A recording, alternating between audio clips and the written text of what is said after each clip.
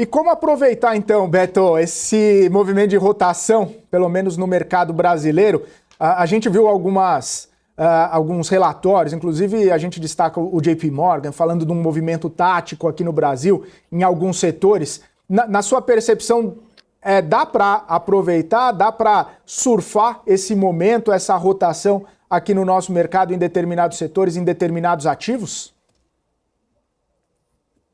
Dá sim, Felipe. E a gente ainda vê, do mesmo jeito que a gente via no ano passado, uma bolsa, como eu falei, a bolsa brasileira, ela é a mais barata do mundo.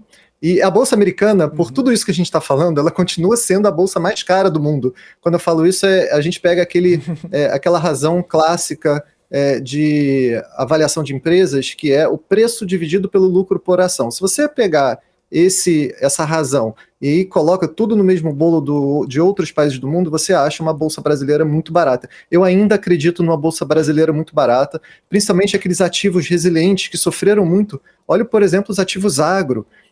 Foram os ativos que talvez uma das classes que mais sofreram ao longo do ano de 2024 e tem um ano de perspectiva positiva para 2025, aí sim com uma correção de safra, com um clima mais favorável e com a perspectiva agora de menos danos, de menos eventos climáticos negativos, né? Então a gente está falando aí de SLC, de Boa Safra, de Três Tentos, todas ainda muito favoráveis aí ao crescimento global, principalmente o crescimento chinês e também ao crescimento europeu, tá? A gente pode ver também, por exemplo, outras classes de ativos muito tipicamente brasileiras, como, por exemplo, a classe de varejo também. Essa é uma classe que, por pior que seja, do ponto de vista macroeconômico,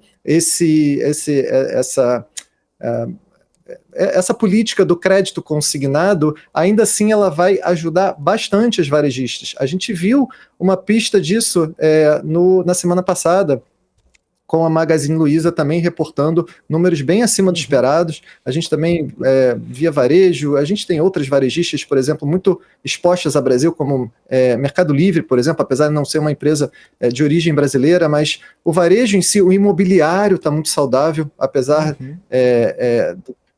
do medo ainda no ciclo de crédito, o imobiliário, e tem 2 balanços aí por vir essa semana de grandes imobiliários, então são setores que a gente acredita que, a despeito de outros, por exemplo, o setor bancário, o setor de commodities ainda está muito nebuloso, a gente ainda acredita nisso. Outra coisa que a gente está vendo com muito carinho é os fundos imobiliários, tá? Os fundos imobiliários, ele é um tipo de classe de ativo que sofreu muito resgate ao longo do ano passado, em especial no finzinho do ano, com medo dos cotistas, não só com o medo da alta taxa de juros, obviamente isso também fez preço, mas também, principalmente, com medo da tributação, tá? De uma eventual tributação, qualquer que seja. A gente sabe que o governo está querendo atacar essa classe de ativo há muito tempo.